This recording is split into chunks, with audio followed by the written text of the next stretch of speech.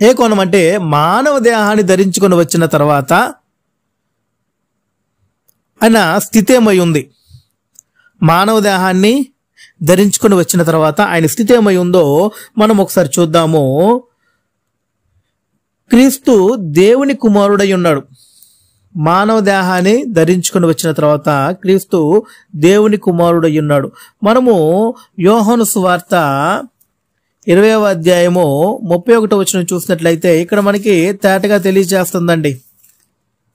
అందరికి తెలిసిన వాక్యాలే, కాకపోతే చదవటం చేత కాదు, అర్థం చేసుకునే మనసు ఏమాత్రం ఉండదు. ఎందుకంటే అంధత్వము వారి యొక్క కంటిని మూసేసింది, అంటే గుడ్డితనం కలగ చేసింది. కనుక చదువుదాం మనము యోహాను సువార్త 20వ అధ్యాయము 31వ వచనంలో, యేసు దేవుని కుమారుడని క్రీస్తు అని మీరు నమ్మునట్లును నమ్మి ఆయన నామమందు జీవం పొందినట్లును ఇవి వ్రాయబడి ఉండెను. కనుక ఇప్పుడు నువ్వు క్రీస్తుని ఏమని నమ్మాలనంటే దేవుడు అని నువ్వు నమ్మకూడదు,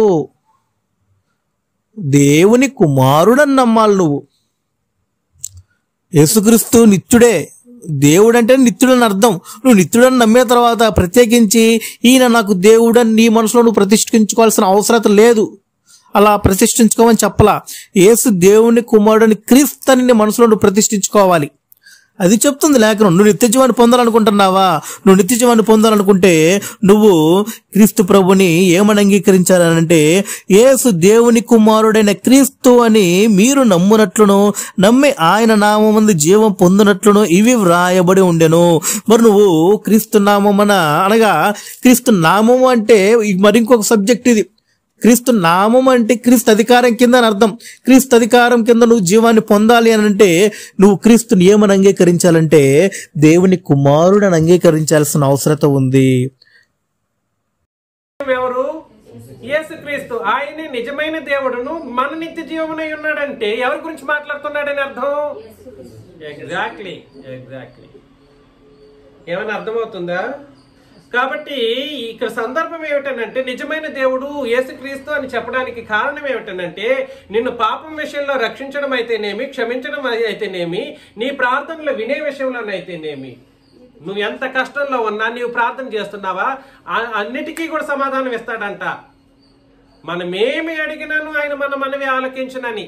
ఏంది నువ్వు అడుగుతున్నది? ఏం కావాలి నీకు? ఏమన్నా అడుగు. ఏం కావాలి? ఏమైనా అడుగు.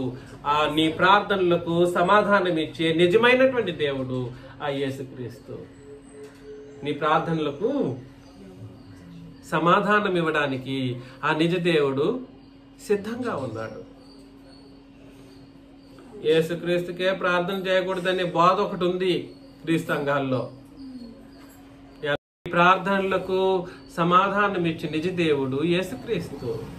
నీ ప్రార్థనలకే కాదు నీకు అన్ని విషయాల్లోనూ చాలిన దేవుడు యేసుక్రీస్తు.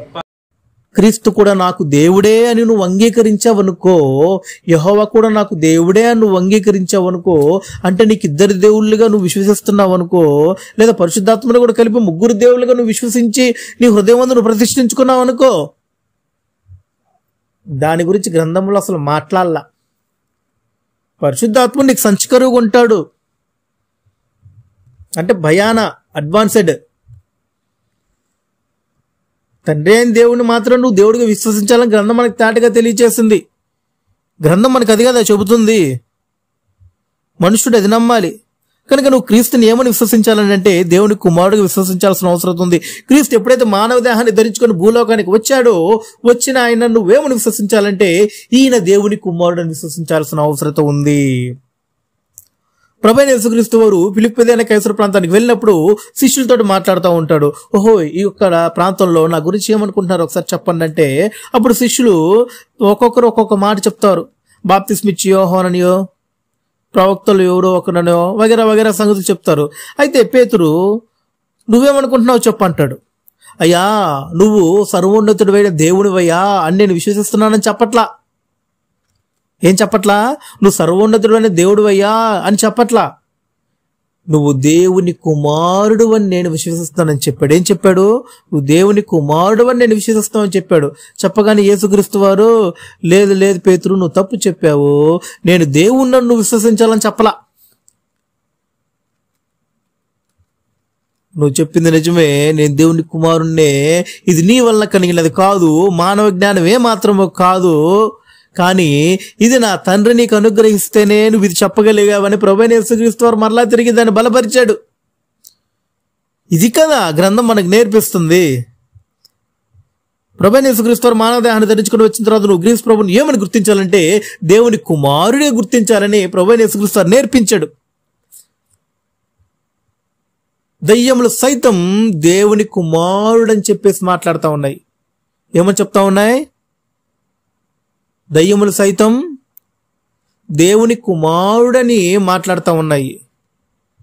మనుష్యుడు మాత్రం ఏమని ఆలోచించేస్తూ ఉంటాడంటే క్రీస్తుని నాకు దేవుడు నాకు దేవుడు నాకు దేవుడు నాకు దేవుడు అని చెప్పేసి మనుష్యుడు మరీ దరిద్రమైన బోధ ఏంటంటే క్రీస్తు సంఘాలలో కూడా అంటేగా వాస్తవానికి అనకూడదు అనుకోండి, క్రీస్తు సంఘమని ఉట్టి పేరు మాత్రమే పెట్టుకొని క్రీస్తుని నువ్వు దేవుడుగానే విశ్వసించాలి, క్రీస్తుని నువ్వు దేవుడుగానే ప్రతిష్ఠించుకోవాలి, నీ హృదయం ముందు క్రీస్తుని దేవుడిగా ప్రతిష్ఠించుకోవాలి అని మనుషుడు క్రీస్తు సంఘమని పేరు చెప్పుకొని భ్రష్టు పట్టిస్తా ఉన్నారు.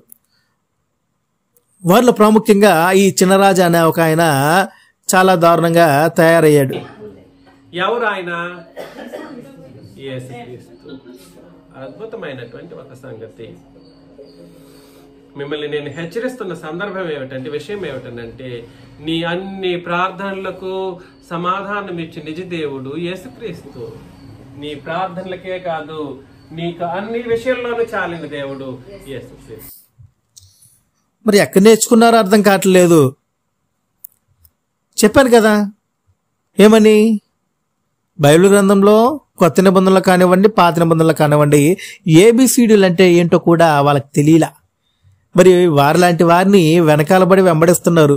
గుడ్డోడికి త్రావు చూపించినట్లు వెనకాలబడి వెంబడిస్తూ ఉన్నారు.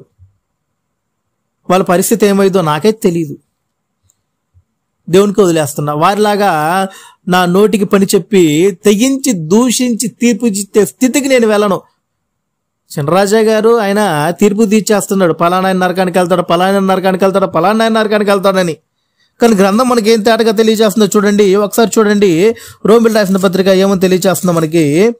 రోమిల్ రాసిన పత్రిక ఒక్కసారి చూడండి, 2వ అధ్యాయము 1వ వచనం నుంచి. కాబట్టి తీర్పు తీర్చు మనుష్యుడా, నీవెవడవై సరే నిరుత్తాడువై ఉన్నావు. దేని విషయంలో ఎదుటివానికి తీర్పు తీర్చుచున్నావు, దాని విషయంలో నీవే నేరస్తుడవని తీర్పు తీర్చుకొనుచున్నావని ఏమంటున్నాడు? తీర్పు తీర్చుకొనుచున్నావు. ఏలి అనగా తీర్పు తీర్చు నీవును అట్టి కార్యములనే చేయుచున్నావు కావా?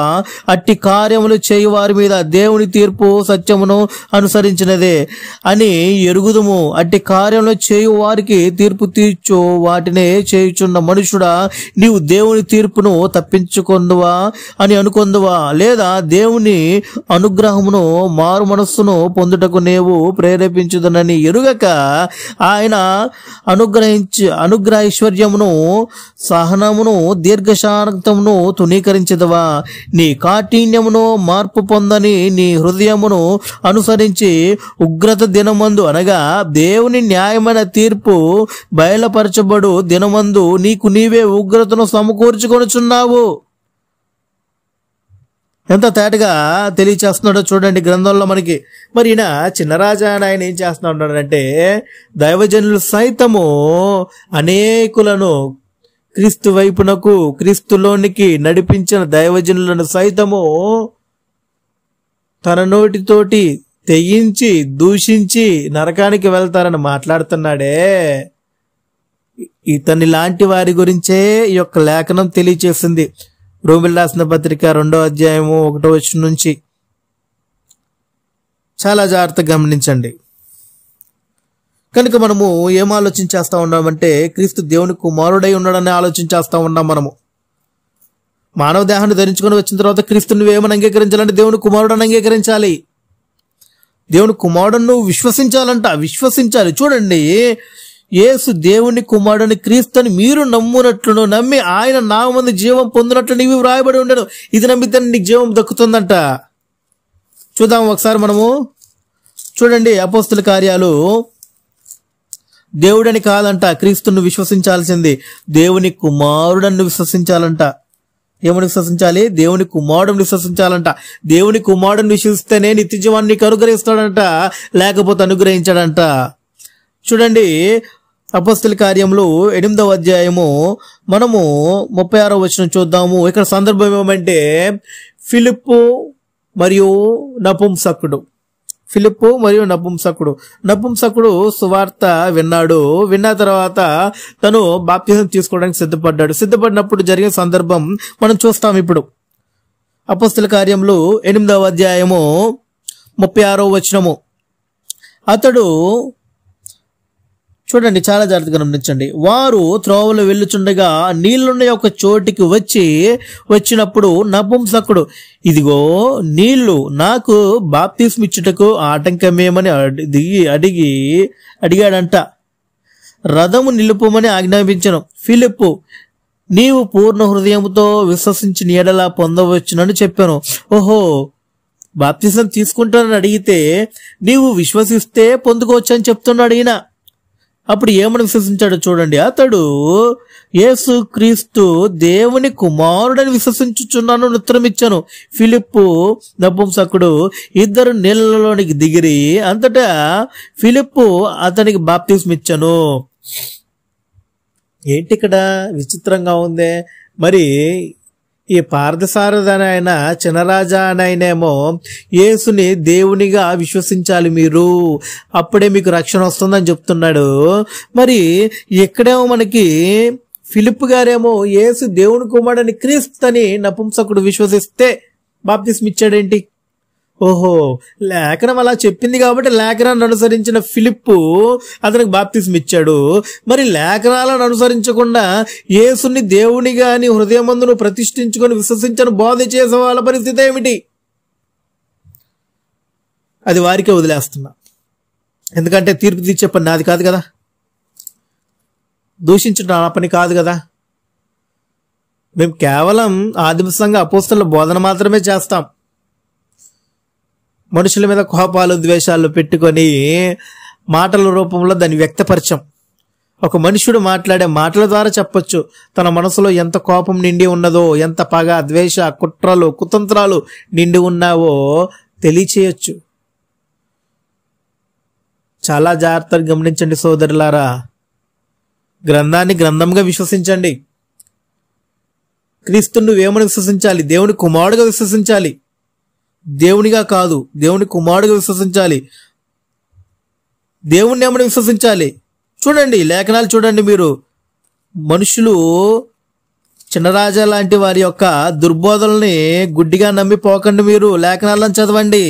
లేఖనాలను చదివిని క్రీస్తుని ఏమని విశ్వసించాలో చూడండి, దేవుని ఏమని విశ్వసించాలో చూడండి. అప్పుడు క్రీస్తుని గురించి కొత్త నిబంధన చట్ట ప్రకారము క్రీస్తు ఏమై ఉన్నాడు, ఏం చేస్తూ ఉంటాడన్న సంగతులు మనకు అర్థమవుతాయి.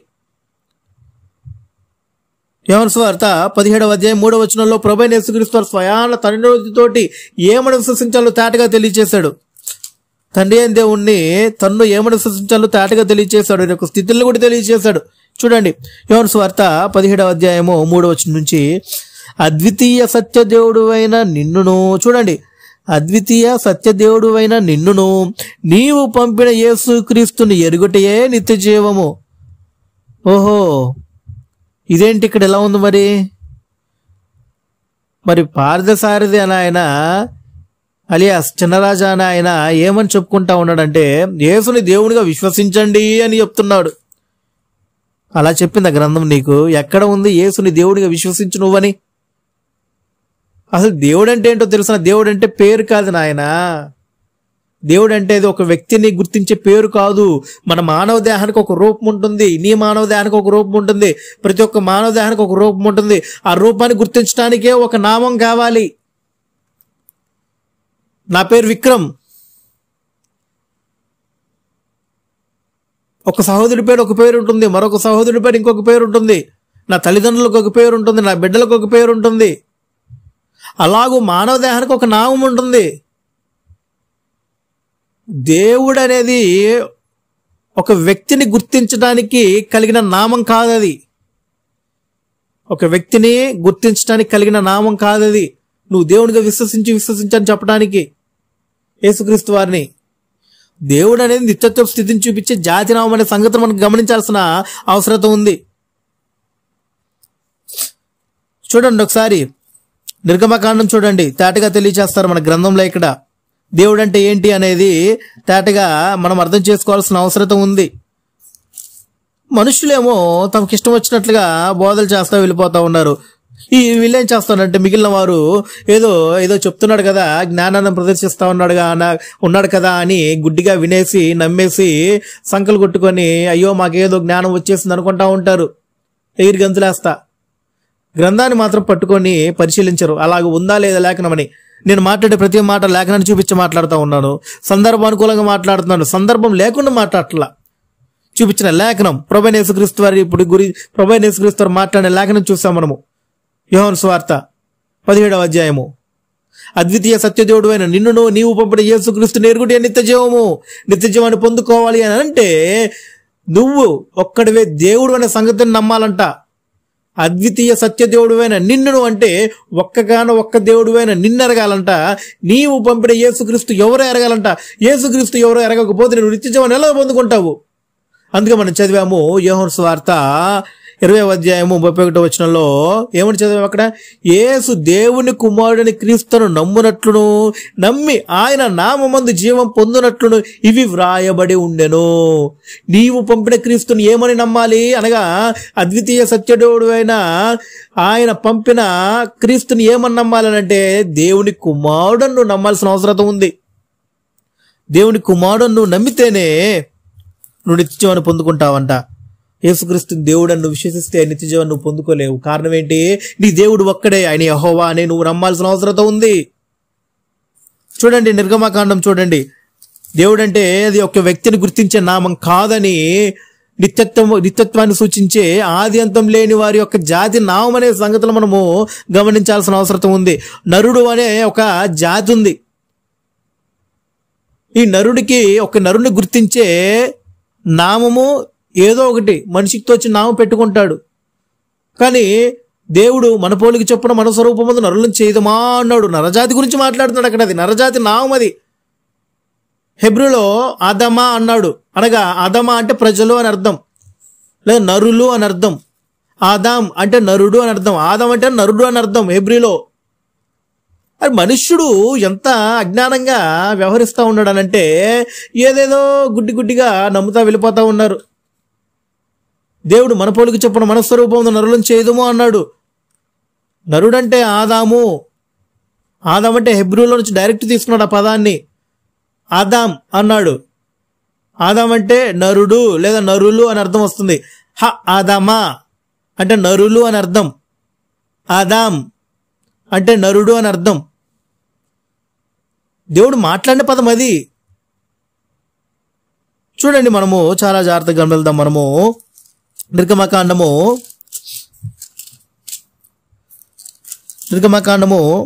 మనము 3వ అధ్యాయం చూసినట్లయితే ఇక్కడ మనకి తేటగా తెలియచేస్తా ఉన్నాడు. సుమారుగా 500 సంవత్సరాల దాకా యెహోవా అనగా దేవుడు ఏమని పిలువబడుతున్నాడు అంటే అబ్రహాము దేవుడు, ఇస్సాకు దేవుడు, యాకోబు దేవుడు కానీ పిలువబడుతున్నాడు ఆయన. అంటే కాలాల వారీగా పితరుల యుగంలో అంటే పితరుల కాలంలో చూసుకున్నట్లయితే కొన్ని శతాబ్దాల కాలంలో చూసుకున్నట్లయితే అక్కడ ఆయన ఉన్నవాడుగా పిలువబడుతున్నాడు. దేవుడు అంటేనే ఉన్నవాడని అర్థం, నిత్యుడని అర్థం, ఆది అంతం లేడు అని అర్థం. దేవుడు అంటే ఉన్నవాడు అని అర్థం, ఉన్నవాడును అడువాడై ఉన్నాడు అని అర్థం. అది చెప్తుంది గ్రంథం మనకి. అదే నేర్పిస్తున్నాడు దేవుడు ఇక్కడ. చూడండి నిర్గమకాండము 3వ అధ్యాయము 13వ వచనం చూసినట్లయితే, మోషే చిత్తగించుము, నేను ఇశ్రాయేళ్ల యొద్దకు వెళ్ళి వారిని చూచి మీ పితరుల దేవుడు మీ యొద్దకు నన్ను పంపెనని వారితో చెప్పగా వారు ఆయన పేరేమి అని అడిగాను. ఏడల వారితో నేనేమి చెప్పవలనని దేవుని అడిగాను. ఎవరు అడిగానంట? దేవుణ్ణి పేరు అడుగుతున్నాడు. అంటే దేవుడు పేరు కాదనమాట. మనుషుడిది గమనించాల్సిన అవసరం ఉంది. అబ్రహాము దేవుడు, ఇస్సాకు దేవుడు, యాకోబు దేవుడు. అబ్రహాం చనిపోయాడు, ఇస్సాకు చనిపోయాడు, యాకోబు చనిపోయాడు. ఇప్పుడు యాకోబు సంతానం నుంచి అనగా లేవి సంతానంలో నుంచి వచ్చిన మోషేతో మరలా తిరిగి ఇక్కడ మాట్లాడుతూ ఉన్నాడు దేవుడు తన ద్వారా. ఏమని? అయ్యా, నేను మీ అబ్రహాము దేవుడను, అనగా అబ్రహాం కాలంలో ఉన్నవాడను. ఇదిగో మీ ఇస్సాకు దేవుడను, మీ పితరుడైన ఇస్సాకు కాలంలో ఉన్నవాడను. ఇదిగో మీ పితరుడైన యాకోబు కాలంలో ఉన్నవాడను, నేను యాకోబు దేవుడను. ఇదిగో అప్పుడు ఉన్న దేవుడనే ఇప్పుడు మీతో మాట్లాడుతూ ఉన్నాను అని మాట్లాడుతూ ఉన్నాడు ఇక్కడ దేవుడు. ఇప్పుడు మోషే అడుగుతా ఉన్నాడు, అయ్యా మరి నేను మీ పేరేంటని అడిగినప్పుడు ఏమని చెప్పాలి అయ్యా అని అడుగుతున్నాడు. అంటే ఇక్కడ ఏమర్థం అవుతుంది మనకి? ఇక్కడ దేవుడు అనేది పేరు కాదు, ఒక వ్యక్తిని గుర్తించే పేరు కాదు. నిరంతరము ఆది అంతం లేనివాడుగా దైవత్వ స్థితిలో ఉన్న ఒక జాతి నామము. దైవత్వ స్థితిలో ఉన్న వారిని ఏమని పిలుస్తారనంటే దేవుడిగా పిలవటం జరిగిందని గ్రంథం మనకు తాటగా తెలియజేసింది ఇక్కడ, ఆది అంతం లేని వారిని. ఇప్పుడు ఇక్కడ మోషే అడుగుతున్నాడు, ఏమని? ఆయన పేరేమని అడిగిన ఎడల వారితో నేనేమి చెప్పవల్లని దేవుడిని అడిగాను. అందుకు దేవుడు 14వ వచనము, నేను ఉన్నవాడను అనువాడనై ఉన్నానని చెప్పాను. ఓహో, ఎంత అద్భుతంగా చెప్పాడు చూడండి. దేవుడు అంటేనే ఉన్నవాడను అనువాడనై ఉన్నానని చెప్పని చెప్తున్నాడు ఇక్కడ. చెప్పిన తర్వాత మోషేతో చెప్పాను, మరియు ఆయన ఉండుననువాడు మీ యొద్దకు నన్ను పంపనని నీవు ఇశ్రాయేలుతో చెప్పవలనను. మరియు దేవుడు మోషేతో ఇట్లనను, మీ పితరుల దేవుడైన యెహోవా. ఏమని చెప్తున్నాడు ఇక్కడ? మీ పితరుల దేవుడైన యెహోవా, అనగా అబ్రహాము దేవుడు, ఇస్సాకు దేవుడు, యాకోబు దేవుడైన యెహోవా మీ యొద్దకు నన్ను పంపెనని నీవు ఇశ్రాయేలుతో చెప్పవలెను. నిరంతరము నా నామము ఇదే, తరతరములకు ఇది నా జ్ఞాపకార్థమైన నామము. అర్థమవుతుందా బైబిల్ గ్రంథం మీకు? ఇప్పుడు చాలా జాగ్రత్తగా గమనించండి. బైబిల్ గ్రంథం అర్థమవుతుంది అనుకుంటున్నా మీకు నేను. దేవుడు అంటే పేరు కాదు. నిత్యత్వ స్థితిలో ఉన్న వారిని గుర్తించదగిన నామమే జాతి నామము. అది దేవుడు అనే పదము. ఎలోహీం అనే పదము బైబిల్లో ఉంటుంది, హెబ్రూ బైబిల్లో. ఎలోహీం అంటే దేవుళ్ళు అని అర్థం. ఎలోహీం అంటే దేవుడు అని అర్థం. చాలా జాగ్రత్తగా గమనించండి. యహ్వాహ్ అనే నామాన్ని ఇశ్రాయేల్ జనాంగానికి తెలియజేస్తాడు. అంటే మనము తెలుగులో తర్జుమా చూసినట్లయితే యెహోవా అన్నాడు. తెలుగులో తర్జుమా చూసినట్లయితే యెహోవా అన్నాడు. ఇది కదా బైబిల్ మనకు నేర్పిస్తూ ఉంది. ఇది కదా దేవుడు కదా మనకు నేర్పిస్తూ ఉంది. చూడండి, ఇప్పుడు ఇక్కడ ఇదే తరతరములకు నిరంతరమైన నా నామము, ఇదే నా జ్ఞాపకార్థమైన నామము. ఇదిగో అబ్రహాము దేవుడని, ఇస్సాకు దేవుడని, యాకోబు దేవుడని ఇప్పుడు దాకా మీరు పిలిచారు కదా. ఇదిగో నా నామాన్ని మీకు తెలియచేస్తున్నాను. చూడండి, నా నామము యెహోవా, ఇదే నా జ్ఞాపకార్థమైన నామము. ఈ నామంతో మీరు నన్ను గుర్తించాల్సిన అవసరం ఉందని తండ్రి అయిన యెహోవా దేవుడు తెలియచేశాడు. తెలియచేసిన దేవుడు ఊరికే మాట్లాడలేదు. చూడండి, ద్వితీయోపదేశకాండం చూడండి ఒకసారి. ద్వితీయోపదేశకాండము మనము 6వ అధ్యాయం చూసినట్లయితే ఇక్కడ మనకి తేటగా తెలియచేస్తా ఉంది వాక్యం మనకి. ద్వితీయోపదేశకాండం 6వ అధ్యాయం 4వ వచనంలో మరలా తిరిగి మోషే ఎత్తి మాట్లాడుతున్నాడు. చూడండి, ఇశ్రాయేలు వినుము, మన దేవుడైన యెహోవా అద్వితీయుడగు యెహోవా. నీ పూర్ణ హృదయంతోనూ, నీ పూర్ణ ఆత్మతోనూ, నీ పూర్ణ శక్తితోనూ నీ దేవుడైన యెహోవాను ప్రేమింపవలను. ఎంత అద్భుతంగా చెప్తున్నాడు చూడండి మోషే గారు. ప్రభువైన యేసుక్రీస్తు కూడా అదే నేర్పించాడండి. ప్రభువైన యేసుక్రీస్తు కూడా అదే నేర్పించాడు. ఇక్కడ మోషే ఏం నేర్పిస్తా ఉన్నాడు? నీ దేవుడగు యెహోవా, అద్వితీయుడగు యెహోవా అని నేర్పిస్తా ఉన్నాడు. నీ దేవుడు ఒక్కడే, ఆయన యెహోవా. నీ దేవుడు ఒక్కడే, ఆయన యెహోవా అని ఈయన నేర్పిస్తా ఉన్నాడు. ఎవరు? మోషే నేర్పిస్తున్నాడు. చూడండి, ఇశ్రాయేలు వినుము, మన దేవుడైన యెహోవా అద్వితీయుడగు యెహోవా. యెహోవా ఒక్కడే నేర్పిస్తా ఉన్నాడు. యేసుక్రీస్తు వారు కూడా ఇదే నేర్పిస్తున్నాడు. ఏం నేర్పిస్తున్నాడు చూడండి, యోహాను సువార్త 17వ అధ్యాయం చూడండి ఒకసారి మళ్ళా తిరిగి. ఇలాగూ లేఖనాలని మనము పరిశీలన చేయాల్సిన అవసరం ఉంది. ఏదో గుడ్డిగా జ్ఞానాన్ని బోధిస్తూ మాట్లాడుతూ ఉంటే ఈ చిన్నరాజా లాంటి వాళ్ళు ఏం చేస్తూ ఉన్నారంటే పక్కతో పట్టిస్తూ ఉన్నారు. యేసుక్రీస్తు వారిని దేవుడని విశ్వసించాలంట, విశ్వసిస్తేనే నిత్య జీవాన్ని పొందుకుంటారంట. ఎక్కడుంది బైబిల్లో? ఎక్కడ లేదు కదా. పేరుకు మాత్రమే క్రీస్తు సంఘం అని చెప్పుకుంటా ఉంటారు. అపవాది వేట అన్నట్టు వేటాడుతున్నారు వాస్తవం చెప్పాలంటే. ఆ కళ్ళు అలాగే ఉన్నాయి. చాలా బాధాకరమైన విషయం అన్నమాట. ఆ కూర్చున్న వాళ్ళు కూడా ఏం చేస్తూ ఉన్నారంటే అమాయకంగా తలకాయలు ఊపుతున్నారనమాట. అమాయకంగా తల ఊపుతున్నారు. అంటే తందాన పలుకుతున్నారు.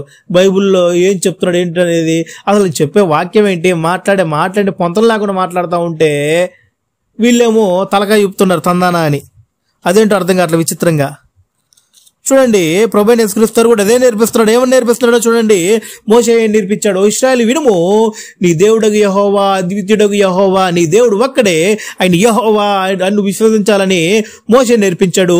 యేసుక్రీస్తు వారు కూడా అదే నేర్పిస్తున్నాడు. చూడండి ఏం నేర్పిస్తున్నాడో చూడండి. యోహాను సువార్త 17:3 అద్వితీయ సత్యదేవుడు అయిన నిన్నును నీవు పంపిన యేసుక్రీస్తుని ఎరుగుటియే నిత్య జీవము. మోషే ఏమో దేవుడు ఒక్కడు ఉన్నాడే చూడు, ఆయన నీ దేవుడు, ఆయన నీ యెహోవా అని నేర్పిస్తే, క్రీస్తు ప్రభువేమో దేవుడు నీకొక్కడే, అయితే ఆయన ప్రియకుమారుడు ఒక్కడే, ఆ ప్రియకుమారుని కూడా విశ్వసించాల్సిన అవసరం ఉందని యేసుక్రీస్తు వారు నేర్పిస్తున్నాడు. చూడండి, అద్వితీయ సత్యదేవుడు అయిన నిన్నును, అనగా ఒక్క దేవుడు ఉన్నావని నిన్ను నమ్మాలంట. నీవు పంపిన యేసుక్రీస్తుని కూడా ఎరగాల్సిన అవసరం ఉందంట. కనుక ఇప్పుడు నువ్వు యేసుక్రీస్తుని ఏమని ఎరుగుతున్నావు? దేవుడని ఎరుగుతున్నావా? దేవుని కుమారుడని విశ్వసిస్తున్నావా? ఏమని విశ్వసించాలి? క్రీస్తు నువ్వు దేవుని కుమారుడని విశ్వసించాలని మనం లేఖనం తాటిగా చూసాం. ఏమని చూసాం? యోహాను సువార్త 20:31 ఏమని చూసాము? యేసు దేవుని కుమారుడైన క్రీస్తుని మీరు నమ్మునట్లును, నమ్మి ఆయన నామందు జీవం పొందినట్లు ఇవి వ్రాయబడి ఉండను. కనుకనే ఇది నమ్మిన నపుంసకుడు రక్షణ పొందాడు, జీవాన్ని పొందుకున్నాడని లేఖనం మనం తేటగా చూసాము.